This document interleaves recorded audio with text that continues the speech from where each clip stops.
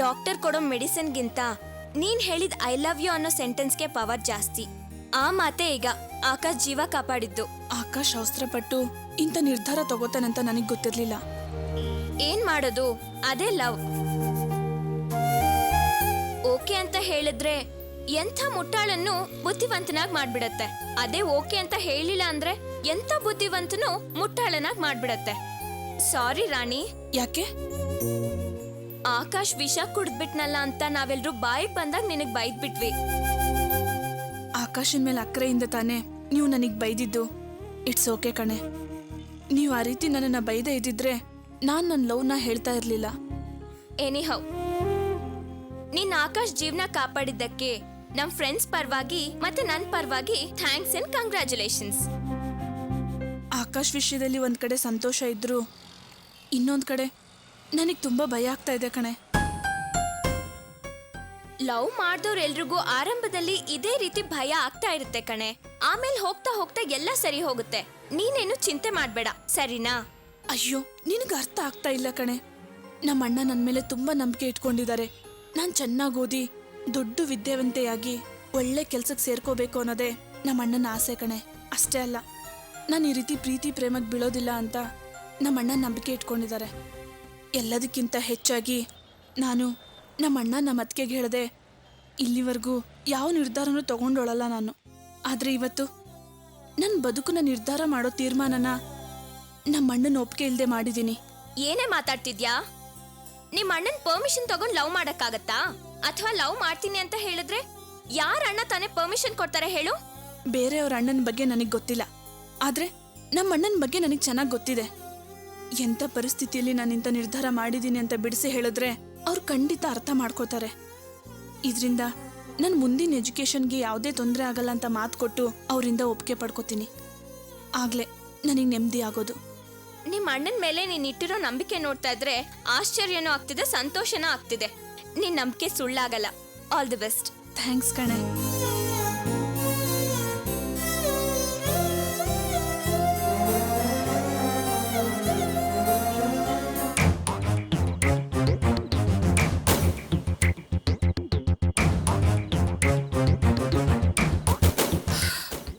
ಇಷ್ಟೊತ್ತಾಯ್ತು ಇನ್ನೂ ಬಂದಿಲ್ಲ. ಎಲ್ಲಿ ಹಾಳಾಗಿ ಹೋದ್ಲಿ ಇವಳು.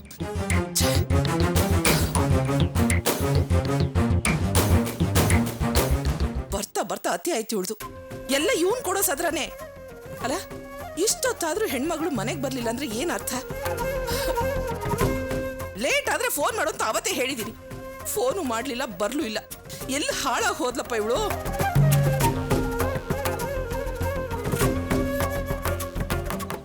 ಇವಳು ಸ್ವಲ್ಪನೂ ಜವಾಬ್ದಾರಿನೂ ಇಲ್ಲ, ಭಯನೂ ಇಲ್ಲ. ಇವತ್ ಬರ್ಲಿ ಮನೆಗೆ, ಮಾಡ್ತೀನಿ ಹಬ್ಬನ.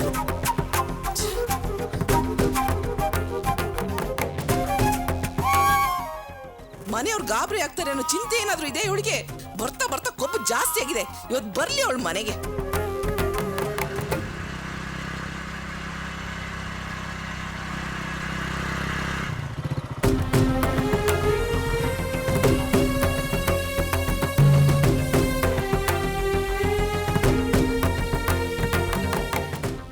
ಏನಮ್ಮ ಬೀದಿ ಕಡೆ ನೋಡ್ಕೊಂಡು ನಿಂತ್ಕೊಂಡಿದ್ದೀರಾ? ಯಾಕೆ ಅಪ್ಪ ಬರ್ಲಿಲ್ವಾ? ಅಯ್ಯೋ, ನಿಮ್ಮ ಅಪ್ಪನಿಗೋಸ್ಕರ ಯಾರೋ ಕಾಯ್ತಾರೆ. ಯಾವಾಗ ಬಂದ್ ಸತ್ರ ನಮ್ಗೇನು? ರಾಣಿನೇ ಇನ್ನೂ ಮನೆಗೆ ಬಂದಿಲ್ಲ ಕಣೋ. ಅವಳಿಗೋಸ್ಕರ ಗಾಬರಿಯಿಂದ ಕಾಯ್ತಾ ಇದ್ದೀನಿ. ಏನು ಇಷ್ಟೊತ್ತಾದ್ರೂ ರಾಣಿ ಬರ್ಲಿಲ್ವಾ?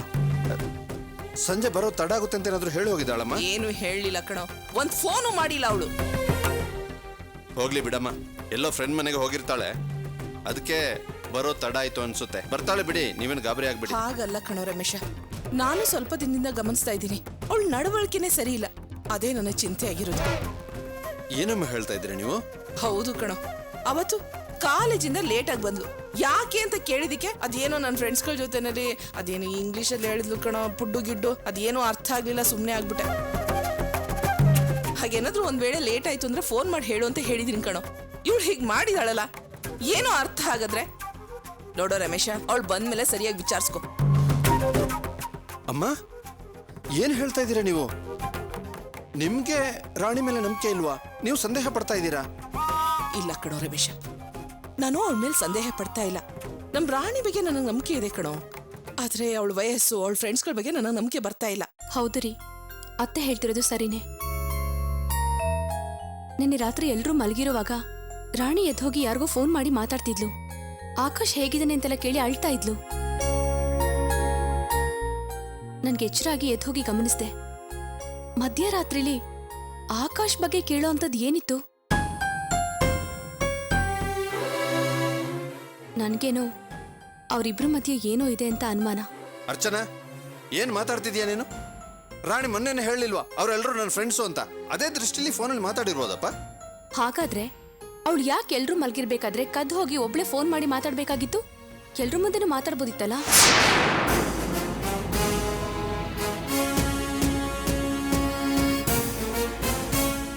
ನೋಡಿ, ಬೇರೆಯವ್ರ ತರ ನಾದ್ನೆ ಬಗ್ಗೆ ಚಾಡಿ ಹೇಳ್ತಿದ್ದೀನಿ ಅಂತ ಅನ್ಕೋಬೇಡಿ. ಈ ಕುಟುಂಬದ ಗೌರವಕ್ಕೆ ಧಕ್ಕೆ ಬರಬಾರ್ದು ಅನ್ನೋ ಉದ್ದೇಶದಿಂದ ಹೇಳ್ತಿದ್ದೀನಿ ಅಷ್ಟೇ. ನೋಡು ಅರ್ಚನಾ, ರಾಣಿ ಬಗ್ಗೆ ನನಗಿರೋ ನಂಬಿಕೆ ನಿನಗೆ ಯಾಕಿಲ್ಲ ಅಂತ ನನಗೆ ಅರ್ಥ ಆಗ್ತಾ ಇಲ್ಲ. ಆದ್ರೆ ಒಂದು ವಿಷಯ ಮಾತ್ರ ಚೆನ್ನಾಗಿ ನೆನ್ಪಿಟ್ಕೋ, ರಾಣಿ ಯಾವತ್ತೂ ಯಾರನ್ನು ಪ್ರೀತಿಸೋದಿಲ್ಲ.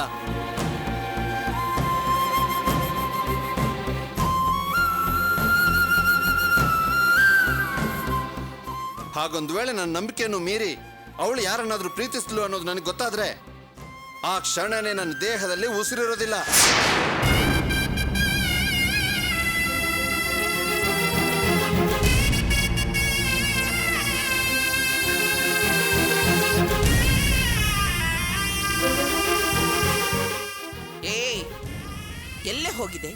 ಎಲ್ಲಿ ಹೋಗಿದೆ? ಯಾಕಿಷ್ಟ ತಡ ಆಯ್ತು?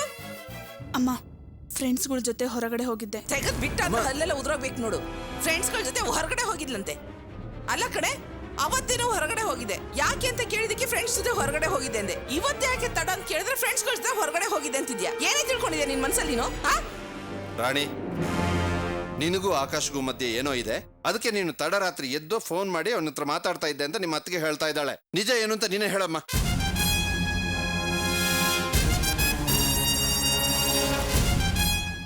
ಏಯ್, ನಿಮ್ಮ ಅಣ್ಣ ಹೇಳ್ತಿರೋದು ಕಿವಿ ಕೇಳಿಸ್ತಾ ಇಲ್ವಾ? ಅವ್ನು ಕೇಳಿದ ಪ್ರಶ್ನೆಗೆ ಉತ್ತರ ಕೊಡು. ನೋಡ್ತಾ ನಿಂತಿದ್ಯಲ್ಲ. ಫೋನ್ ಮಾಡಿದ್ದು ನಿಜ ಅಣ್ಣ.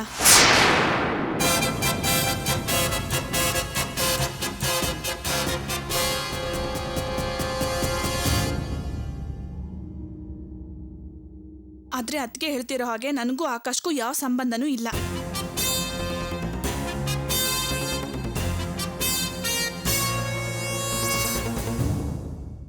ಅವನಿಗೆ ಆಕ್ಸಿಡೆಂಟ್ ಆಗಿ ಹಾಸ್ಪಿಟ್ಲಲ್ಲಿ ಅಡ್ಮಿಟ್ ಆಗಿದ್ದಾನೆ. ಅದನ್ನ ವಿಚಾರಿಸೋದಕ್ಕಂತಾನೆ ನಾನು ಫೋನ್ ಮಾಡಿದ್ದು. ಈಗಲೂ ಅಷ್ಟೇ, ನಾನು ನನ್ನ ಫ್ರೆಂಡ್ಸ್ ಜೊತೆ ಹಾಸ್ಪಿಟ್ಲಿಗೆ ಹೋಗಿ ಬರ್ತಾ ಇದ್ದೀನಣ್ಣ. ಅದಕ್ಕೆ ಲೇಟ್ ಆಗಿದ್ದು.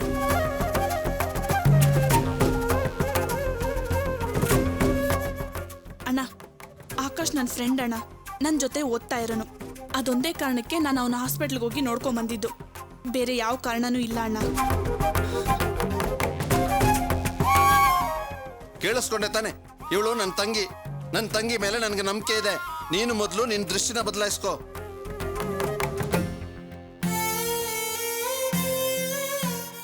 ರಾಣಿ ಬಗ್ಗೆ ಆರೋಪ ಹೊರಿಸ್ಬೇಕು ಅನ್ನೋ ಕೆಟ್ಟ ಉದ್ದೇಶ ನನಗಿರ್ಲಿಲ್ಲ.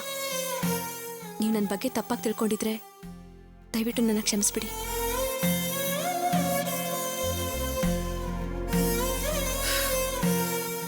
ಸರಿ ಸರಿ, ಹೋಗಿ ಕೈ ಕಾಲು ಮುಖ ತೊಳ್ಕೊಂಬ, ಊಟ ಮಾಡುವಂತೆ.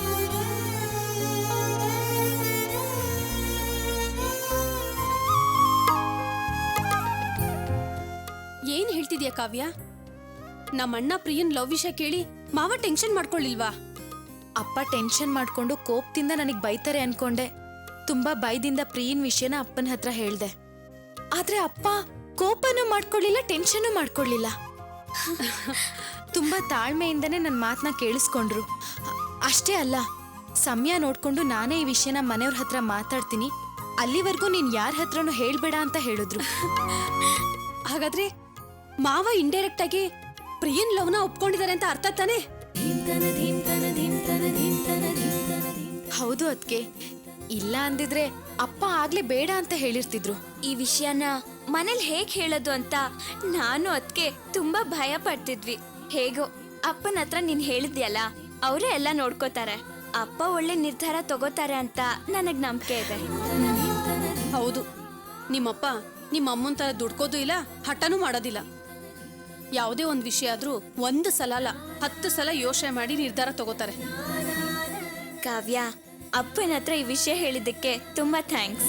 ಕರ್ತೆ ನನಗೆ ಥ್ಯಾಂಕ್ಸ್ ಹೇಳ್ತೀಯಾ ನೀನು?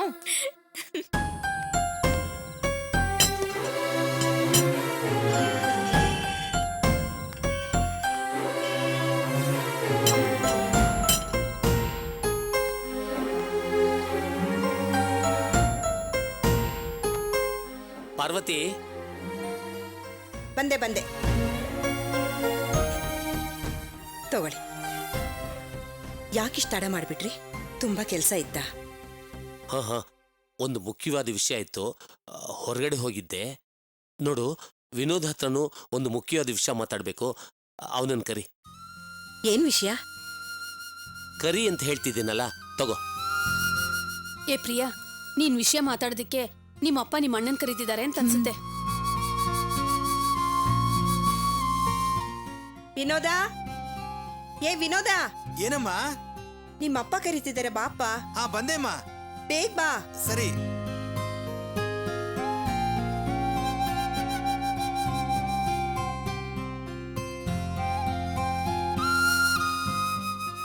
ಕರ್ತಿದ್ದೀನಿ, ಬರ್ತಾನಂತೆ.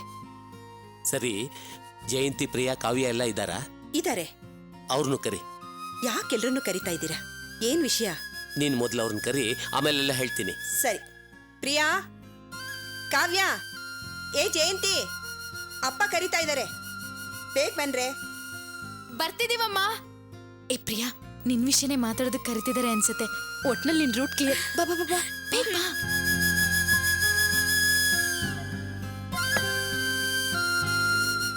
ಏನಮ್ಮ? ಗೊತ್ತಿಲ್ಲ ಕಣೆ, ನಿಮ್ಮಪ್ಪ ಏನೋ ಮಾತಾಡ್ಬೇಕಂತೆ, ಅದಕ್ಕೆ ಕರೆದೆ. ಏನಪ್ಪ ಕರೆದ್ರಂತೆ? ಪ್ರಿಯಾ ವಿಷಯ ಮಾತಾಡೋದಿಕ್ಕೆ.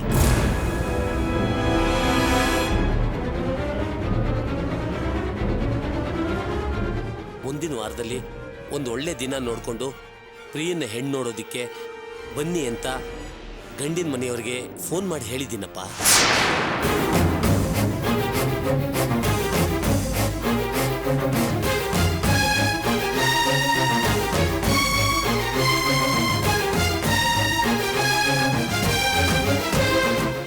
ಅಪ್ಪ, ಇವತ್ ಬೆಳಿಗ್ಗೆ ಫೋನ್ ಮಾಡಿ ನಮ್ ಕುಟುಂಬದ ಪರಿಸ್ಥಿತಿ ಸರಿ ಇಲ್ಲ, ಅದಕ್ಕೆ ಈಗ ಬೇಡ, ಮದುವೆ ಏರ್ಪಾಡೆಲ್ಲ ಮುಂದಕ್ಕೆ ಹಾಕೋಣ ಅಂದ್ರಿ. ಈಗ ನೋಡಿದ್ರೆ ದಿಢೀರಂತ ಗಂಡಿನ ಕಡೆಯವ್ರಿಗೆ ಫೋನ್ ಮಾಡಿ ಬರಕ್ ಹೇಳಿದಿರಾ. ಯಾಕಪ್ಪ ದಿಢೀರಂತ ಈ ಬದಲಾವಣೆ? ಅದೇ ನಿಮ್ಮಮ್ಮ ನೀನು ಹೇಳಿದ್ರಲ್ಲ, ಒಂದು ಕೆಟ್ಟದ್ ನಡೆದ್ರೆ ಒಂದು ಒಳ್ಳೇದು ನಡೆಯುತ್ತೆ ಅಂತ. ನಾನು ಯೋಚನೆ ಮಾಡಿ ನೋಡಿದೆ, ಸರಿ ಅನ್ನಿಸ್ತು.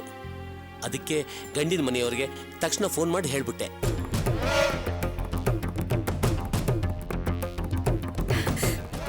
ತುಂಬಾ ಒಳ್ಳೆ ಕೆಲಸ ಮಾಡಿದ್ರಿ. ನನ್ನ ಮನ್ಸಿನ ಭಾರ ಇಳಿತು.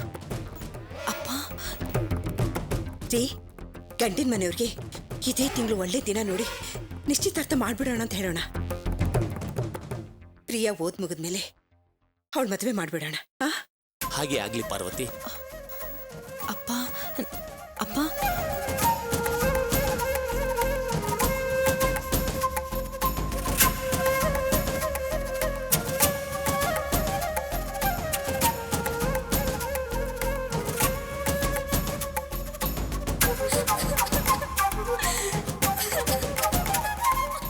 ಪ್ರಿಯಾ,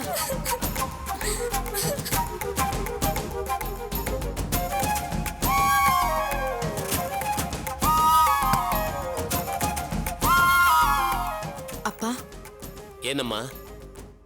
ನೀವೀ ರೀತಿ ಮಾಡ್ತೀರಾ ಅಂತ ನಾನು ಅನ್ಕೊಂಡೇ ಇರ್ಲಿಲ್ಲ.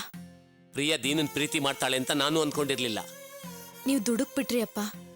ನಾನು ಬೆಳಗ್ಗೆನೆ ಹೇಳಿದ್ನಲ್ಲ, ದೀನ ಈಗ ಮೊದ್ಲಿನ ಹಾಗಿಲ್ಲ, ಅವ್ರ ಬದಲಾಗಿ ತುಂಬಾ ಒಳ್ಳೆಯವರಾಗಿದ್ದಾರೆ ಅಂತ. ಅವನು ಒಳ್ಳೆಯವನಾಗಿದ್ದಾನೆ ಅಂತ ನಾವು ರಿಸ್ಕ್ ತೊಗೊಳೋದಕ್ಕಾಗಲ್ಲಮ್ಮ. ಇವತ್ತು ಸೋತ್ರು ನಾಳೆ ಗೆಲ್ಲೋಣ ಅಂತ ಹೇಳೋದಕ್ಕೆ ಇದು ಆಟ ಅಲ್ಲ, ಪ್ರಿಯಾ ಬಾಳಿನ ವಿಷಯ. ಯಾಕಪ್ಪ ನಂಬಿಕೆನೇ ಇಲ್ಲದೆ ಇರೋರ್ ತರ ಮಾತಾಡ್ತಿದ್ದೀರಾ? ನಿನ್ನ ವಿಷಯದಲ್ಲಿ ರಾಮ್ ಬದಲಾಗಿದ್ದಾನೆ ಅಂತ ನಾವೆಲ್ಲ ಎಷ್ಟೊಂದು ನಂಬ್ಕೊಂಡಿದ್ವಿ. ಕಡೆಗೇನಾಯ್ತು ನೋಡಮ್ಮ, ರಾಮ್ ನಂತೋರು ದೀನ್ ನಂತೋರು ಬದಲಾಗಿದ್ದಾರೆ ಅಂತ ಹೇಳೋದಿಕ್ಕೆ ಆಗಲ್ಲಮ್ಮ. ಅದನ್ನು ನಾವು ನಂಬಲೂಬಾರ್ದು. ಪ್ರಿಯಾ ಭಾಳ ಚೆನ್ನಾಗಿರ್ಬೇಕು, ಅದಕ್ಕೆ ನಾನು ಏರ್ಪಾಡು ಮಾಡ್ತಿರೋದು. ನೀನು ಅನಾವಶ್ಯಕವಾಗಿ ತಲೆ ಕೆಡಿಸ್ಕೋಬೇಡ. ಪ್ರಿಯಾ ದೀನನ್ ಪ್ರೀತಿ ಮಾಡ್ತಿದ್ದಾಳೆ ಅಂತ ಹೇಳಿ ತುಂಬ ಒಳ್ಳೆ ಕೆಲಸ ಮಾಡಿದ್ಯಾ. ಥ್ಯಾಂಕ್ಸ್ ಅಮ್ಮ.